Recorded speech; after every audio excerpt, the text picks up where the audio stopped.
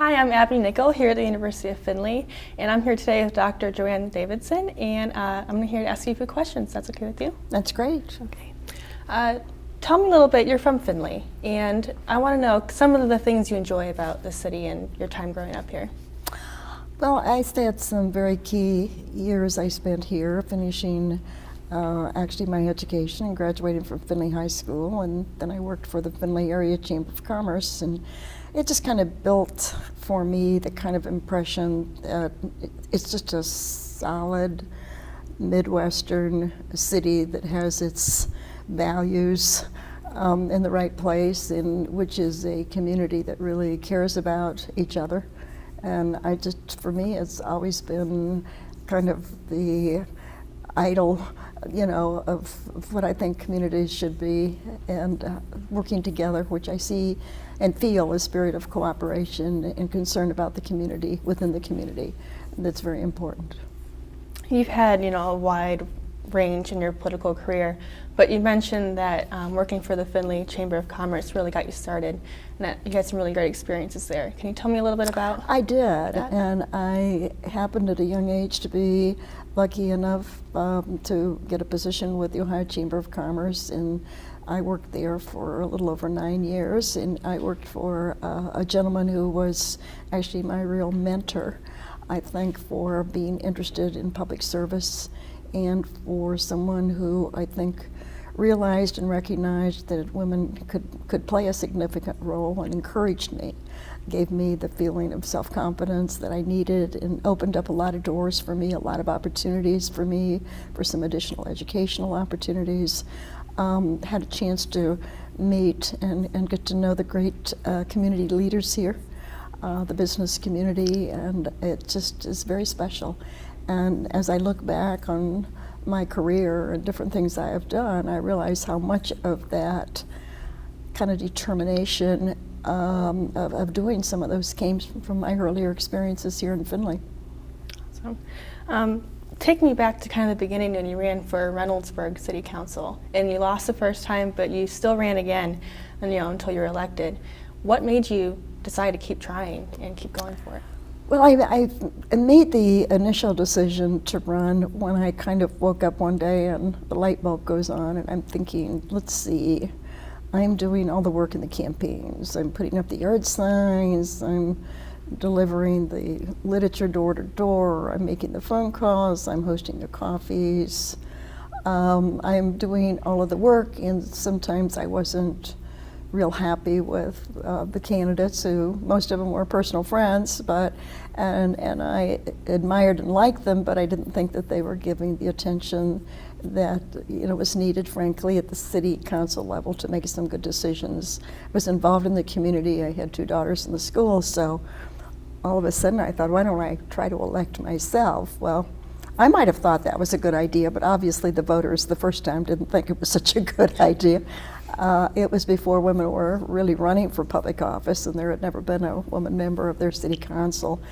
And I lost, won a primary, lost the general, and afterwards you kind of pick yourself up, dust yourself off and say, that wasn't so bad, I survived that. But I also realized that I needed a support group out there. I'd been very active with, actually with the community. I had done a lot in the 4th of July celebrations, and I had done a lot with the PTA, and so I just kind of gathered a group of good friends, and we started an organization, and I ran again in 2 years, and they were very helpful and very supportive, and fortunately for me, I was elected, and I had 10-year opportunity to serve in their city council, and it was a great experience for me. Wonderful.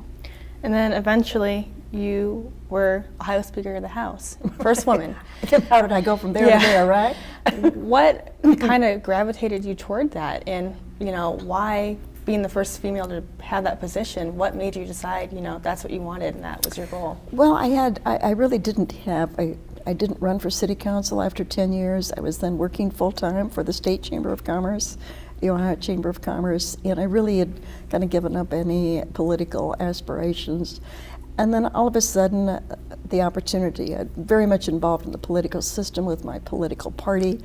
I had made, while I was on city council, I'd also made a run for county recorder, and I was defeated in that, so I picked up some experience.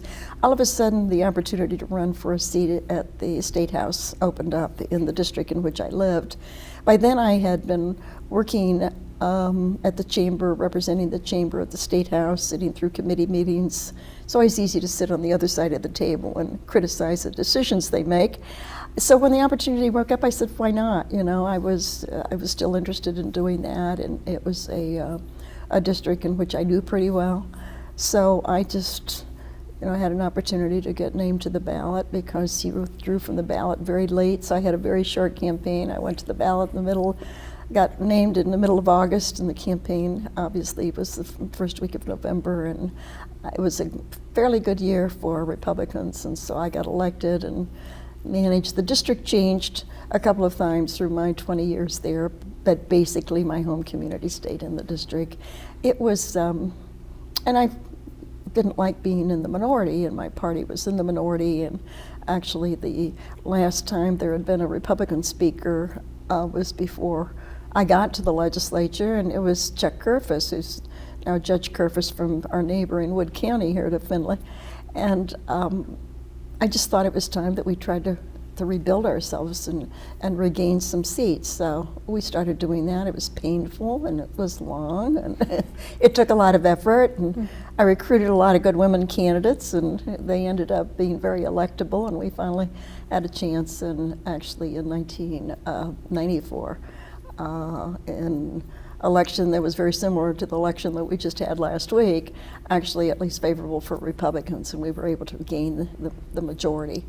By then, I had been the minority leader for 2 years, and so I had been working in that leadership position. It was a natural step to try to take, but it wasn't necessarily guaranteed because everybody was interested in being speaker. But I had made built a lot of good relationships with the members, and so I got a lot of encouragement to try to be speaker, and it just worked out for me.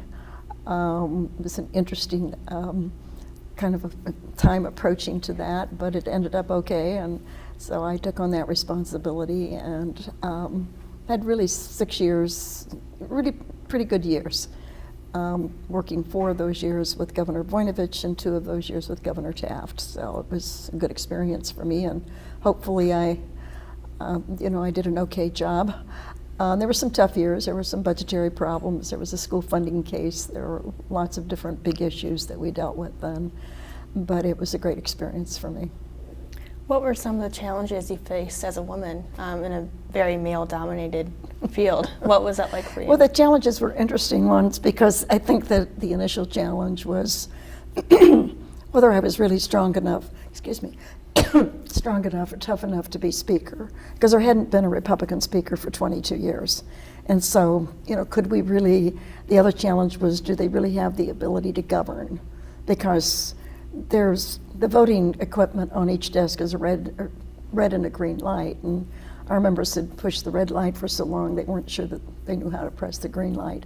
Because once you want that majority and you seek it and you get it, then you have a responsibility to govern. And so it was quite a transition for us, and they really questioned whether or not I had the ability to hold it together. And hopefully, after the end of the first 6 months, I had convinced them that I thought I could manage it pretty well. But it was a hard job, really, is managing your own members.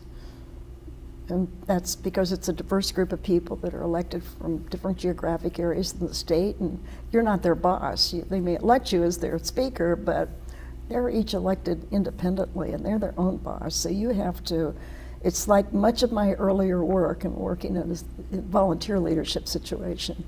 These were not people that you could order around. They didn't work for you. You had to encourage them to be a part of making good choices.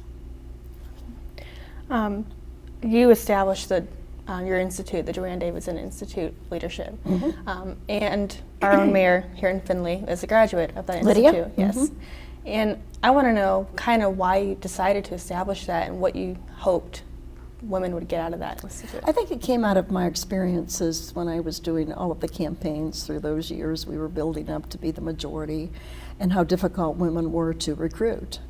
I knew that we needed to have better representation from women. I feel very strongly about their life experiences sometimes have been different, and you need that perspective and that point of view.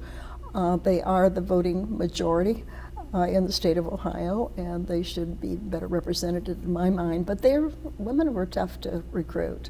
And so I kind of identified some of the major reasons for that, and part of it was they didn't have enough confidence in their own ability. They waited for people to ask them to run. That doesn't always happen. And so it was just something, as I was leaving the legislature, I thought that maybe I could make a contribution to building up the women's numbers in office and starting a leadership training program. There were similar programs in some of the other states.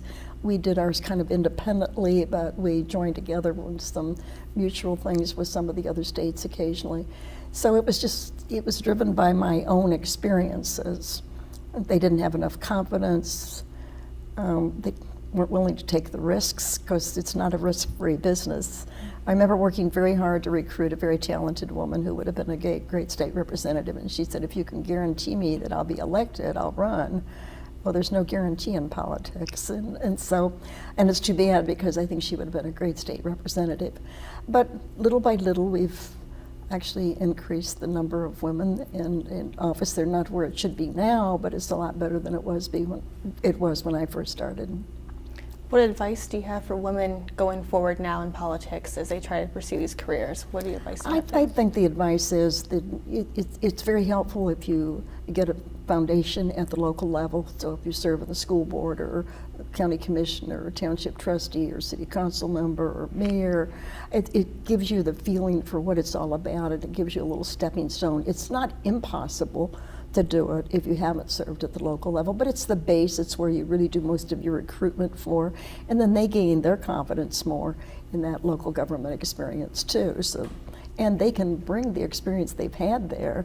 I did that as both the city council member, and I did a very short period as a township clerk back then to help out some of the trustees who needed a clerk in an emergency situation. So I brought some of that township experience and that city experience with me into the legislature. My most important experience I brought in the legislature was my Chamber of Commerce experience. Awesome. You had mentioned earlier that, sometimes it's when you're in a leadership position, it's hard to accept the fact that some people won't like you. That's true. And how did you overcome that, and how would you advise future leaders to overcome that?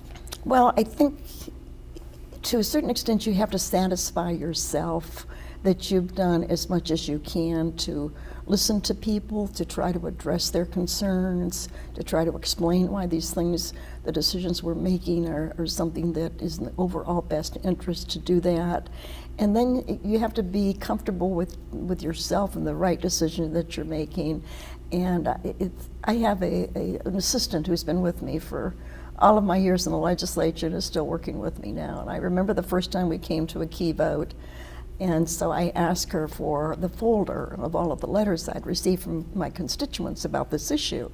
I wanted to see, where they were and how they felt about it. Now, she was a very young woman, and she handed it to me, and she said, remember that a lot of the people that voted for you out there voted for you because they had confidence in you making the right decision. And I thought, she was smarter than I was, but that was a very good lesson for me. Yes, there were people who communicated with me, and yes, I appreciated that. But we do have a representative government, and people, hopefully they vote for you, counting on you to make the best decision, because generally you have more facts, more information about the issue than they do. And if you don't, if you make the wrong decisions too many times, they don't reelect you. So there is that ultimate term limit out there without term limits, as we have now in Ohio. So it was very helpful to me. So I try to just say, can I stand up in front of my constituents and explain my vote? And if I couldn't, then I had to go back and re-examine what I was doing. But if I could, I would make it, knowing that there were some people who were not going to be very happy with me. And you just have to kind of accept it. There are no easy decisions usually if you're in a legislature that's doing the work that they should be doing. And so you have to make choices. And if you feel so strongly about everybody, liking you, you're probably shouldn't be doing what you're doing.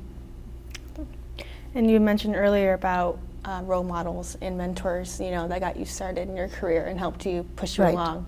What do you advise young people to look for in a mentor nowadays?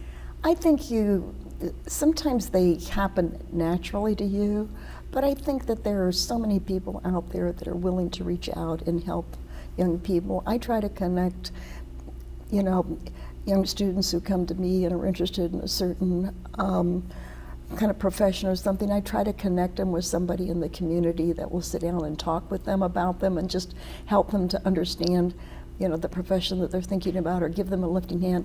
So I think sometimes your mentors are kind of accidental out there, and I feel good when some of the women in the Leadership Institute will say, that they feel like I'm their mentor, and I try to mentor them. But whoever it is somebody that you have confidence in, that you think that will be straightforward with you, that you respect, and that's somebody you watch them, you learn traits from them. Mm-hmm. And that's very helpful. And I just know that my mentor, which is my first boss, which doesn't happen often in life, just meant that to me, because I know he had high standards, and I always tried to judge what I was doing to be sure that I was living up to those high standards. All right, and my last question for you. You're showing no signs of slowing down. You're still busy and still everywhere, and talking to schools and going around trying to mentor people yourself. Any signs of slowing down in the future? No, I just go from one thing to the other. I certainly am not going to run for any more elective office, but I'm enjoying what I'm doing and working with the University of Findlay. And many of the other activities I do is, I've been blessed with good health, and I've been blessed with, high energy. And so as long as I think I can make a meaningful contribution, I'll continue to do it. All right, well, thank you so much, Dr. Thank Davidson, you. for being here today. This is Abby Nickel, the University of Findlay, with Dr. Davidson. Hope to see you next time.